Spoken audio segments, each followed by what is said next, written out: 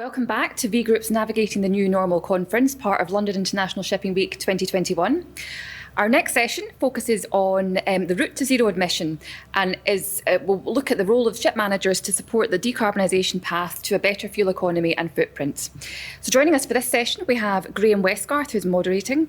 You know Graham from earlier sessions. He's the V.Group chairman as well as vice chairman of the UK Chamber of Shipping. We also have Katie Adamson, who again, you know from previous sessions. She's a public speaker and futurist. It's great to have you with us, Kate. We also have Richard Sadler, who is a Sustainable Business Advisor at the Britannia P&I Club. And last but not least, we have David Taylor, who's the Managing Director of LNG at V-Ships. So Graham, I'll hand over you to get the discussion started. Thank you, Rona. And we started with 150. I just hope that we still have the 150 online. But whoever is online, thank you for rejoining us. And apparently there were some questions from the previous sessions, but there was a little bit of a technical hitch. So we'll try and we'll leave some time at the end of this to take those questions and see if we can answer them. But I really encourage you to send in your questions. We're all sitting here in almost an empty auditorium, so it'll make it much more interesting for us. And just for me, don't make them too challenging. For others, then make them as challenging as you wish. So without, first of all, I think we've got some real deep experience in both Richard and David and on the panel, so I'm very happy to have them. And I think we'll have some interesting perspectives and I think we'll probably get into a little bit more detail as to some of the things around alternative fuels, etc. And issues we'll face with that. But we've also got Katie here to kind of keep us honest and keep us at what I would call the 30,000 feet view.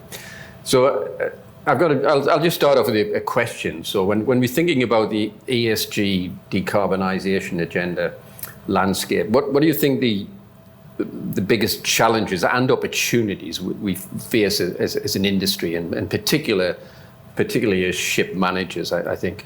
And Katie, I think you made the point in the very opening session that this is not a shipping issue. We need to be thinking about the whole of the supply chain. And so I'd be interested, I think, for you to talk a little bit more about that, and then we'll move on to Richard and David after that.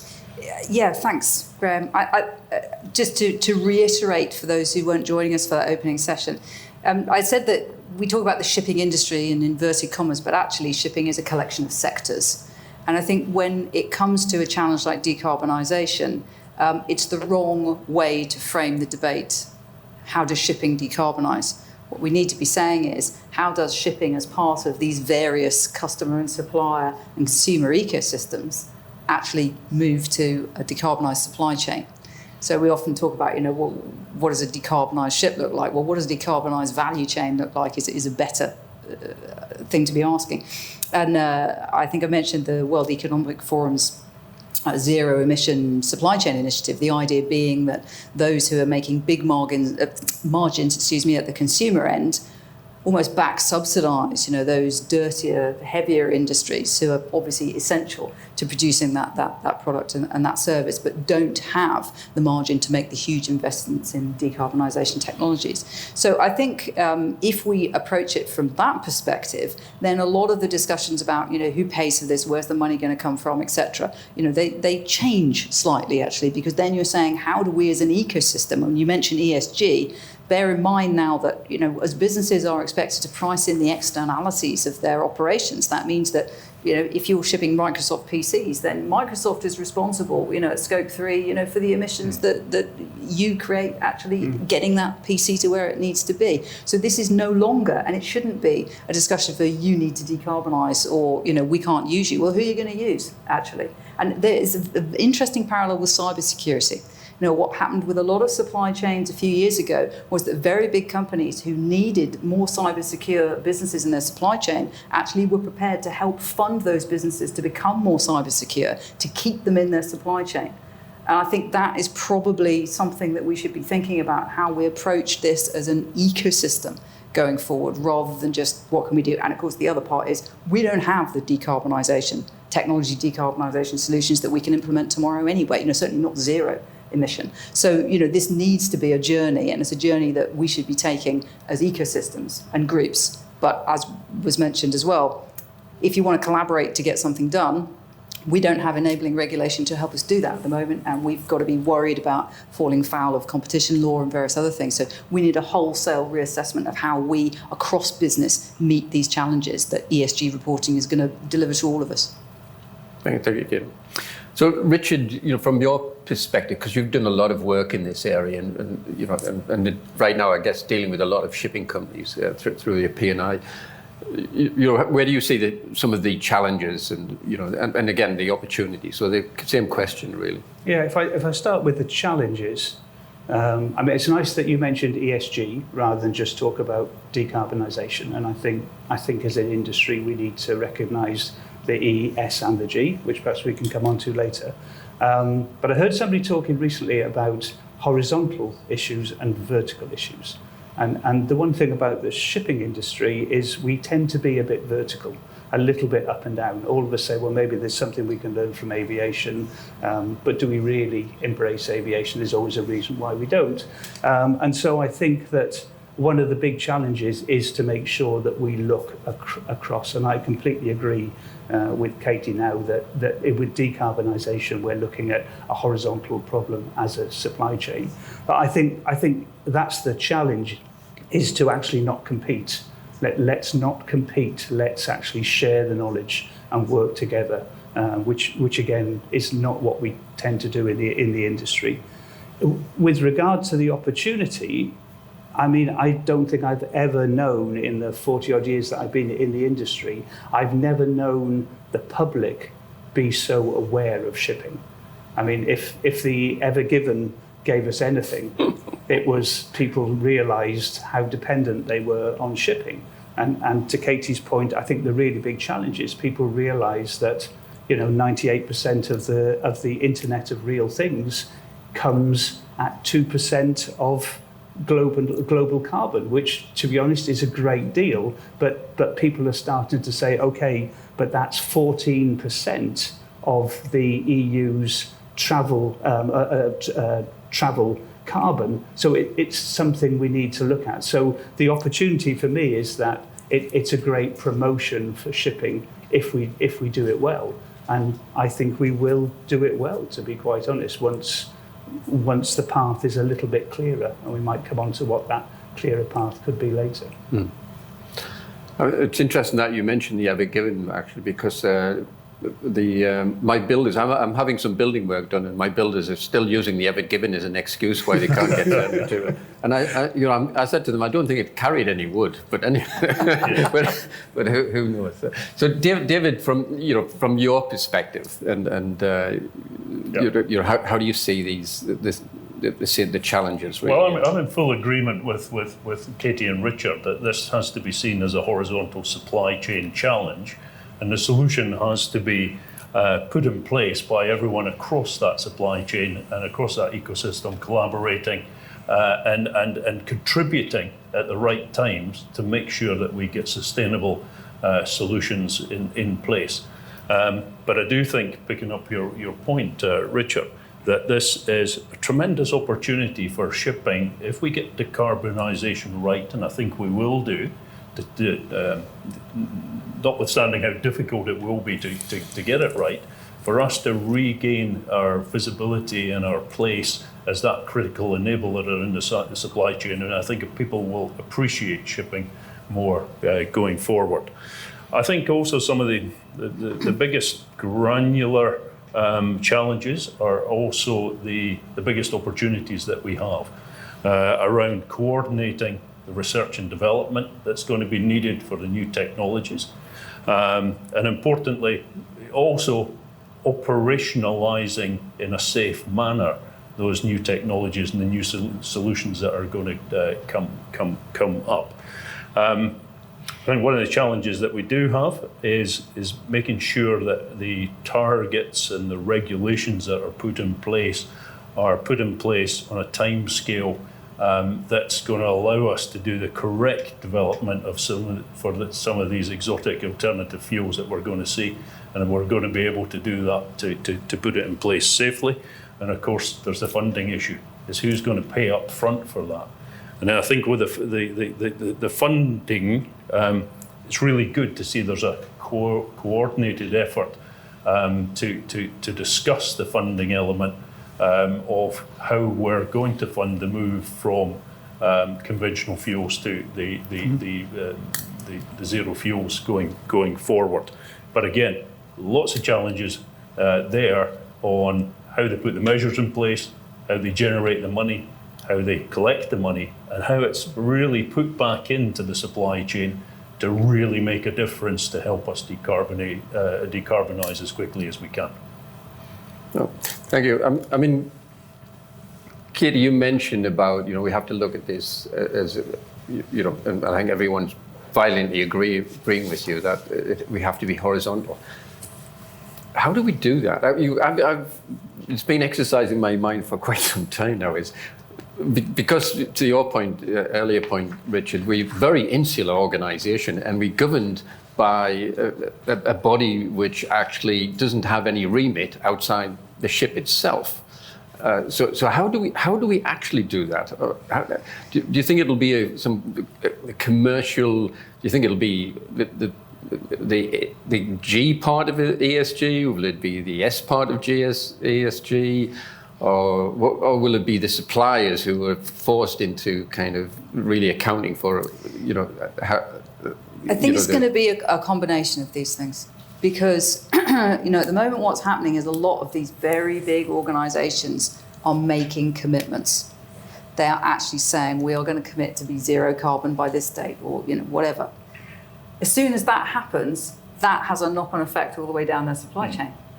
Now, at the moment, a lot of companies are still struggling to understand how they're going to get the data to actually report this stuff. I mean, I don't know if you've had an opportunity to dig into all this, boundaries, scopes, etc. There are a lot of JVs in shipping, as in all sorts of other industries. How are you going to count your emissions? Where are the boundaries of who's responsible for what? These are massive strategic questions, actually, that have to be dealt with, and you can't deal with this at sort of a very junior level. These are very senior strategic decisions that need to be taken, and we need to understand the implications of them. So at the moment, all of that is happening, and while we start digging into it, people are beginning to realise just how complex this is, and it's going to be expensive. And that's always a great driver. Once you realise that this is going to cost you a lot of money, you start thinking, what's the smartest way to do this? And very often the smartest way to do this is to come together with your customers, your suppliers, etc., to actually work out how you're going to report all of this. And that's where I think mentioning ESG is important, because ESG is about what is material. It's what's material to value creation. And when you do a materiality assessment, you speak to your stakeholders and you ask them, what do you think is important? And the results of those assessments actually gives you a box in which you can operate. So, all of these things are important, but how do we prioritise what's most important to our key stakeholders? And the benefits of that materiality exercise is that you actually start a dialogue with your other stakeholders, because you're saying to them, what are you going to report? What are you going to need from us? So I think that, in answer to your question, is probably where it starts. And that's certainly where I've seen it start with other companies. That when they say, well, we need to get a customer panel together for our materiality exercise, then you stop being a commodity. You start actually moving up the value chain, because you're then having a conversation, not just how cheaply can you ship my goods, but how can you help me to create my future value proposition, which is going to give me the kind of ESG, reporting that I need. So I think it starts with a conversation, and at a very senior level. And that's why I think it's so important, what you're doing today, to have these conversations, to actually say, yeah, we're taking this seriously. This is something that large companies are talking about and are taking seriously. Because pounds for a penny, there will be other people in other large companies who are thinking, well, we're not sure where to go with this either. So maybe we should actually have a chat together about how we do this on a larger scale. And that's where I hope it would start from. But in terms of the pressures on ESG reporting, as we've already discussed, that's coming from finance houses, that's going to come from insurers, it's going to come from big customers, et cetera, et cetera. So it's not going to be simple, but I think it starts with individuals actually taking a stand and saying, yes, we need to make targets and commitments, and we're going to work together with other people to actually make this happen. I really hope that's how it pans out. Richard, if you were going to... Yeah, I mean, I think it's an interesting question. I think we have to, in one of the earlier panels you asked, where will this come from? And will it be consumer-led? Will it be charter-led, or will it be regulation-led? And I sort of agree with the concept that it will be consumer-led, and I think that the generation that's coming up now are going to spend a lot more time analysing that. But I think we have to realise that if we look across the global shipping community, then we've got a huge difference in attitude towards decarbonisation, running ships, investment in opportunities. So for me, whilst it may be consumer-led for, as we mentioned before, Nike trainers and other things, not so much for iron ore, etc. So I think the answer to the question is a little bit more subtle, is that I think it may well be consumer-led, which will then lead into charterer-led, but we need regulation-led in order to make sure there is a common platform. Because without carbon tax, and we haven't talked yet about carbon tax, why should anyone invest in something that is a lot more expensive when a lot of the companies, which will remain nameless here, who talk very big about their decarbonisation objectives, they still will charter another ship if it's $1,000 cheaper, regardless if carbon is taken into account. And without that, then to be honest, we're just banging our heads against a brick wall. Yeah, I think you're absolutely right there, and I've seen that. That on the one hand, you have the company saying, let's mention some names. You have Rio or BHP who are talking about all their, wonderful commitments, but then you actually speak to the commercial departments and they say, yeah, but what they want to know is how cheap it's going to be. And that is what has to change. That conversation can no longer be, how cheap is it? Yeah. It has to be a value proposition. But it's back to the point you were making, which is that we have to start placing value on some of these other parameters. Yes. And when we say value, we mean dollars in a way, so, which is back to the carbon pricing. I'm going to get really granular and change gear a little bit, but I'm sure we'll come back to this. If I, and maybe a little provocative, but if I think about this industry and its ability to develop legislation which actually is fit for purpose and drives the right behaviour, I don't think we've got a great track record. And if I think about oily water separators, where basically legislation got ahead of technology, I think the manufacturers somehow held sway and legislation came in, or maybe it was politics, which actually made shipping put equipment on board that drove the wrong behaviour for a period of time. And then the ballast water management system that we've just gone through, and that was messy, to say the least. And there was a lot of capital that had to be deployed, to get to a position. So, David, just from your perspective, and then I'll come to Richard as ex-CEO of Lloyd's Register and Ajax, who ultimately the advisors to the technical advisors to IMO. How do you think about that? Do you think it's? Yeah, I think is it a concern for you? It's a tremendous concern, and we really need to learn from oily water separators and the ballast water systems of really what went well and what didn't go as well then, to take that learnings forward into the huge management of change effort that's going to have to go on as what will be a menu of alternative fuels come into the industry. I think for me the fundamental difference is, we were basically talking about water before. We are talking about some very hazardous materials that we are going to be developing new technologies, new operating practices, both for the carriage of as a fuel feedstock, but also on board for running our systems. LNG, for example, tremendous safety record in the past. However, this whole diversification into dual fueling, putting LNG as a fuel onto ships where people have not had that benefit of the long history and the long training and the very conservative training that's gone into LNG in the past. Never mind what's coming with ammonia, with its its toxicity and its corrosiveness, and hydrogen at minus 253 degrees centigrade, and its tiny molecule size. So we really need to learn and make sure that, as I said earlier, that the targets and the schedules of the regulations take this into account, so the technology can be developed, but also, really importantly, that we can upskill a whole supply chain of people, because it's the bunker suppliers, the storage people, storage and distribution, all need to be upskilled to be able to cope with this. Or we're going to have some very serious safety issues that's going to affect our people who are at sea. Yeah. Richard, I mean, in your time as CEO of Lloyd's Register, I mean, you've interacted with the IMO a lot, I'm guessing. So really interested in your thoughts and their ability to be able to enact the appropriate legislation. Yeah. Maybe I could just start with something else that I've asked a lot of times as well before, is that, I've asked myself a few times if there's any maritime historians, which is unlikely to be listening into this, maybe they can answer the question. But, when we went from sail to coal, and then we went from coal to oil, I don't remember ever reading that they had as much trouble making that transition as we are having now to make the transition. And I've often wondered why.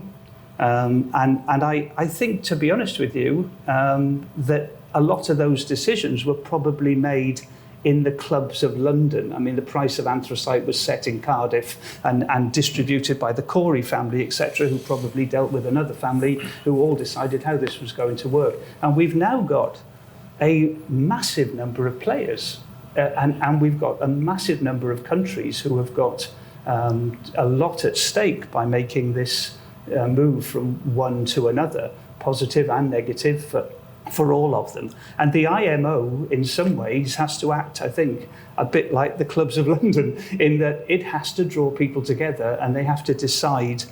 But the forum of the IMO is just not the right place. It's not a club atmosphere. It's a competitive atmosphere. And I said many times, I was always very disappointed with the IMO that they didn't use IACS. IACS sort of give them technical advice. But to be honest with you, they should be leading with that before they enact the legislation. But it's the legislation comes in and then almost dumped in IAC's lap to try to find a technical solution. And it's upside down. It really is. Firstly, IACS should get together as a sub-club and say, what can we do? And on the people side, the process side, and the plant. And we've talked today about the importance of those three elements in any decision. And where we come on to where V.Group can fit into that, and other ship management companies. But for me, it's that IMO adopting a much more different, cohesive and logical conversation to make sure that we get the right thing for the industry. Again, with a level playing field for everybody. I don't know the answer to your question, but if my memory serves me right, I think the Cutty Sark, which is 400 meters away, was built almost a decade after the introduction of motorized. So it didn't happen overnight. I guess that's the point. So, but I'm sure that if there are historians out there, then they'll correct me if I'm wrong. So, there won't be one solution to this. I mean, there will be a hydrogen solution for one sector, as Katie mentioned before, and there will probably be a methanol solution for certain trades in certain parts of the. So we will definitely not be moving in such a big lump from one to the other. We will be looking at. And it'll prove to your point then, I think, that we're not a shipping sector. We are a series of logistic chain carriers. And what links us is very often the people at sea. We're actually, when it really comes down to it, is people who make their living at sea is the shipping industry. And I think this is going to affect business models as well. But when you're talking about legislation, talk about oily water, ballast water, I tell you what brings to mind for me is ECDIS. Because what happened there was you had every ship operator in the world saying, we need an S mode for a safety purpose. And who blocked it? Manufacturers, because they thought it would impinge on their competitive advantage. To me, that is a really important story, because what you're talking about, with all these different fuels, all this complexity, what we cannot possibly afford is for that to fall into the hands again of manufacturers who actually don't do what is in the best interest of the industry, because they want to maintain their ability to sell more, ECDIS or whatever it is, than the other guy. And that's what I mean, I think, by an ecosystem approach. That should never happen again. Interesting. So I'm changing tack again here, because I think I'm a little bit like a sail ship. So, if I now move the discussion on, I think, into terms of ship managers and their role, and I think I would argue that ship managers have historically been policy takers rather than policy makers. So they've been reactive to the clients, and which I think, of course, is an important thing to be. But as they've grown, they've continued to be just act as and behave as service providers. Do you think that as we move on to the challenges and opportunities that lie ahead, that they need to take much more of an active role, and if you think that's the case, then where do you think that they should play, and how should you approach that? So maybe Katie, I'll start with you. I just mentioned business models, and actually, when we look at these long-term generational challenges, the business model of most of shipping doesn't really sit very well alongside that, because most ship owners only really make money when they buy and sell vessels. It's asset plays, it's asset speculation. Where I think that's interesting for ship managers is that as we go forward, what we're actually going to need to do is to make a living operating ships, and actually the people who do that are ship managers. So I think there's a clear opportunity here when you think about shipping not being an asset speculation game, but being a long-term infrastructure investment. Business models will probably have to change. And if you actually want to make money running ships, as opposed to just buying and selling them at the right time, then ship managers are the people who actually have the expertise to do that. So I've always sort of seen, as the industry develops, the cost of entry into the industry are going to rise. I mean, you've got 100 million buy a ship, fine. That's not going to be the case anymore, because you're going to need to have all this reporting, all this data infrastructure, all this welfare infrastructure, all these things that actually costs a lot of money and takes a lot of expertise, a lot of competence, a lot of really good talent. And actually that's concentrated and should be concentrated, probably will be, in ship managers. So as more and more smaller ship operators say, this is too rich for my blood, I can't be bothered to do all this reporting and all the other bits and pieces. Actually, I think you will probably see consolidation into the people who really are experts in operating vessels. And that's not, if you're an owner-operator, okay, but ship owners, generally speaking, they're not doing that. They're making money in the asset. And if we talk to, Stephen mentioned circularity in an earlier panel for viewers who were with us then, the circular economy changes fundamentally the way that assets are built, what happens to them at the end of their life, etc. And there are going to be responsibilities for people who build ships that are going to go on for a very long time. You may build a ship, you can sell it within 2 years, or even sell it before it's even launched, But that's not going to be the case. You're going to have obligations and responsibilities to the materials within that vessel and what happens to them, which again raises the barriers to entry. It makes it a genuinely long-term investment. So I think business models could very well change quite dramatically in order to meet these, horizontal challenges as we've already been talking about. It's a really interesting thought. Richard? Yeah, I'd like to just sort of say a few things before I answer your question, but Rene said a really interesting thing which I had never thought about this morning. He said that it's very humbling, and that was his word, humbling, how we impact on people's lives in the shipping industry. And I'd never, I've thought it, but I've never articulated it in that way. Number one. Number two that was said this morning too was that I think it was Katie who said that there's a movement between the way that people want to work for a company and how they want to be aligned to the values of that company, which I think is also important. And I think going back to ESG, you know, I'm even more surprised listening to the conversation today why SDG 17, which is Partnership for Common Goals, is the last of the SDG. You know, in some ways, what we're saying today is that actually partnership in shipping, maybe it's not true for everything, is number one. So with those three things in mind, you know, partnering when people enter their shipping company or their ships with V-ships, they're entering a partnership. They're entering a pool, a V-ship's pool, and you can do things that the smaller ship company cannot. So you can do digitization that they can't afford. You can educate in a way that they can't educate because they haven't got that pool.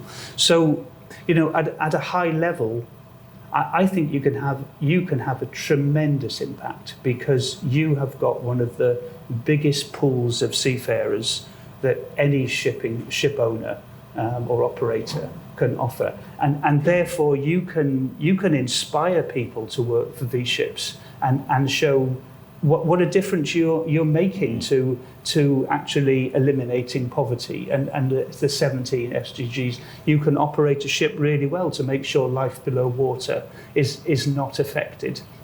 And you can bring people into an industry with a vision that says, if we do it well and we do decarbonisation well, we've got fantastic digital systems, and look at this, we can make this the most sort of rewarding and technically led career that you could ever want to get into. And when you finish going to sea, you can become like Graham and become a chairman of V-ships, you know.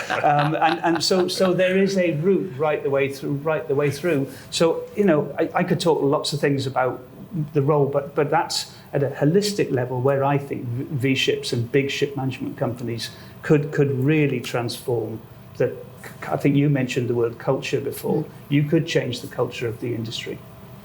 Very inspiring, Richard. I think the industry should hire you as a chief publicist.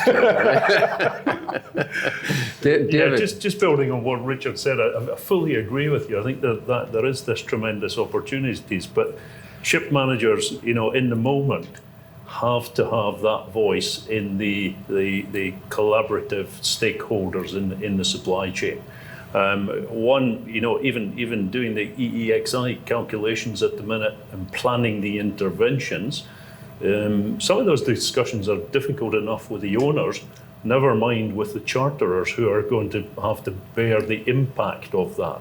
And I think there's a role for ship managers here and now to get into that discussion to start. Educating folks about what some of these things are going on in the background, how they are going to impact global trade.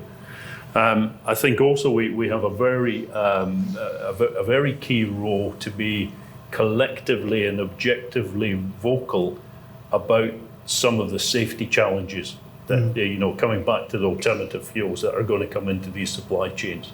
And now is the time to do it.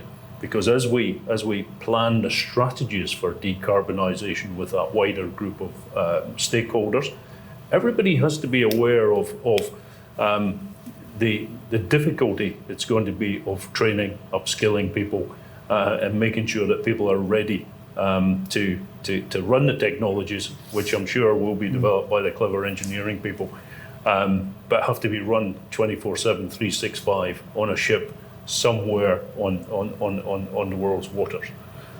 So I do see that, you know, we do need to pick up our game, if you like, and be much more vocal.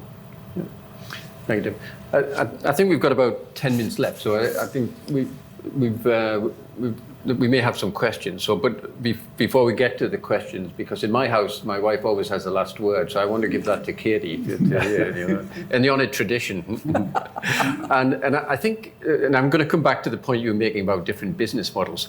And if this wasn't your idea, and I'm attributing it to you incorrectly, just tell me. But it was more that the ownership of the vessel, I think, in the future, maybe a totally different ownership, maybe owned by the shipyard for its life. And was that? Yeah, Am I correct in thinking? Absolutely. Can you just dwell on that a little? Yeah, I mean, if we at the moment, as I say, you have an asset, you sell it off, it doesn't really matter, and it's part of a big shift from limited liability to collaborative responsibility. And this is underpinning every single business. And if there's one thought I'd like to perhaps leave people with, it's that. And we're already seeing all sorts of examples of that. So once you realise that, you realise that from a circular perspective, actually building ships out of virgin materials and then running them up a beach at the end of it is just completely unacceptable. Because actually, you are going to end up in the future having a virtual ownership of the materials in that product. And you are going to be expected to bring those materials back and do something else with them or have a plan for what happens to them. And the value of the materials in that ship are going to get more and more important because we have resource scarcity alongside decarbonisation. We're running out of all sorts of metals and minerals and things like that. So actually what I see when I look across the piece, how does this make sense? Well, it probably makes sense if the shipyard becomes the value chain owner. If the shipyard first of all designs a vessel which is circular, so it's designed to be remanufactured, etc., which of course vessels aren't right now, then it can lease that vessel. It can actually make sure the vessel is maintained as well. If you want to add autonomous capabilities into here, then the idea of autonomous is that you have maybe larger fleets of smaller ships that are coming in to be repaired, and updated in a way that you wouldn't normally. So you can add modularity, you can add all sorts of things into this business model. And then of course you can put all your digital technology on there. So it's effectively maintained but leased by that shipyard and brought back at the end of its life to be remanufactured and turned into whatever it will be, parts of it into another vessel, etc. Now, to me, that makes sense because that makes it a real long-term infrastructure investment. And then instead of governments subsidising their shipbuilding industries to continually churn out more and more ships, which leads to overcapacity and we're all pressured to buy more ships, that completely changes that because then you've got a recurring revenue stream from a vessel that you build as a shipyard as opposed to, sell one, need to sell another one. Yeah. So I think that kind of business model actually sits alongside these generational challenges of sustainability and, I'm afraid I'm going to raise it, demand reduction, because circularity, inherent in circularity is probably lower volumes, and it's something we're all going to have to face and discuss at some point. It probably will be fewer things being shipped around in the future. But if you put that alongside this change in business model, and of course, from a V.Group, from a ship manager perspective, well, the shipyard isn't going to run that vessel, but a ship manager could well run that vessel. And probably, on a better, margin, which it should be, because again, we come down to a value discussion. Should you be paying such a little amount for somebody to completely manage all the crew and the fuel and all the vessel? No, probably not. Actually, it's probably more expensive than owners are paying for at the moment. No, I can only agree with that.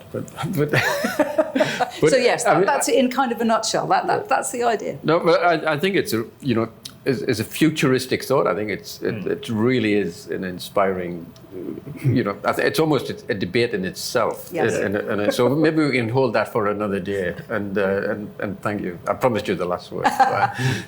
So do we have any questions, Ronan? We do. We've got a couple of questions that have come through our portal. So the first one is, we touched on the Ever Given at the start of the discussion, and somebody has asked, does the panel as a whole really think the public is more aware of shipping now than before? Surely this is only because of the disastrous Suez Canal blockage.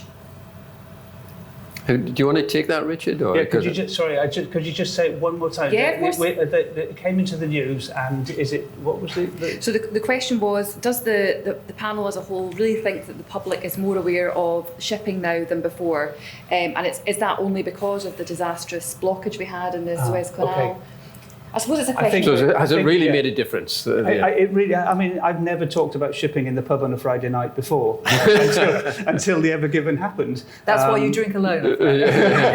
And I've never heard so many people saying that the supermarket shelves are empty because of shipping. And so many people I've spoken to know what the price of a container is now, and they didn't know what the price of a container. Now it's not just the Ever Given, but there is undoubtedly, in my mind, the Ever Given has made a big impact on people's awareness. And unfortunately, it is always shipping disasters that make that happen, whether it's the Sea Empress on the Pembrokeshire coast or the Torrey Canyon, whatever.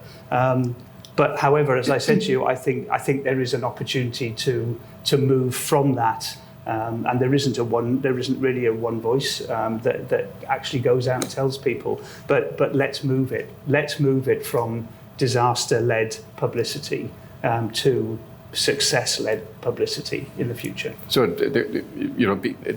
hopefully we can make it more sustainable. I think that's the key question. Can we make it a more sustainable? Yeah, and it's just that pity that awareness is not that was raised by the Ever Given wasn't an awareness of just the sacrifices that lots of our seafaring colleagues have made to keep the goods moving around the world since March last year. That's true. And maybe as an industry we should have made more of that. I know we tried, but certainly I think the Ever Given and the publicity around that overshadowed it.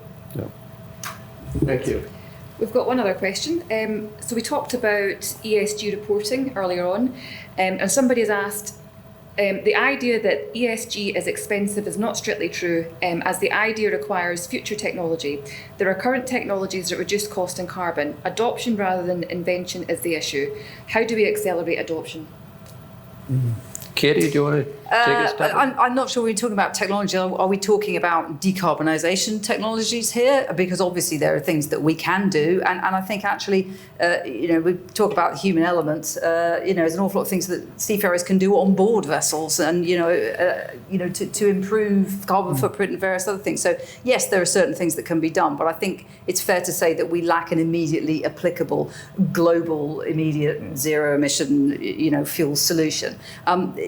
Technologies around ESG, well, I think we talked about data earlier, and that really is important because when it comes to ESG reporting, the first thing we have to do is understand the impacts that we have. And I would say that in a lot of industries, including shipping, we don't really have a full picture of the impacts that we have. And I think we can be using technology, as I think we discussed in an earlier panel, to have a more granular understanding of our impacts on the environment. Where I do agree with the questioner there is, we can't be sort of sitting around pontificating. We need to do things. We need to move quickly, but I think we also need to understand, it was mentioned about oil and gas industry at some point, we are going to need these fossil fuels for a period, and the danger is that if we say we have to stop everything tomorrow, the lack of funds going into E&P means that we could be looking actually at a shortage of the oil that we need to power our hospitals, heat, cool our homes, etc. So it's no good just to say we have to stop everything overnight. That's a great ambition. We have to have the ambition. We have to set targets, but we also have to make sure that we keep the lights on. And I would just say that I think this is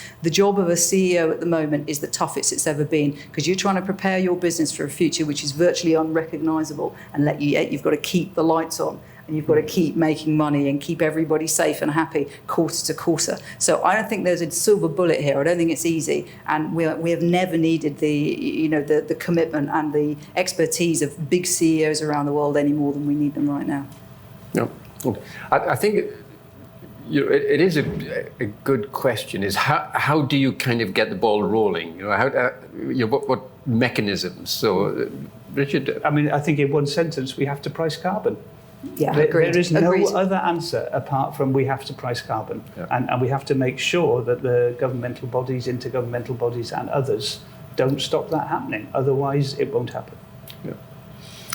So I think we actually have 1 minute left. So if you allow me, I'll wrap up. Thank you to my panelists. I've enjoyed the discussion, and as always. And I'm sure there'll be more to come. So thank you. Thank you. Thank you. Thank you.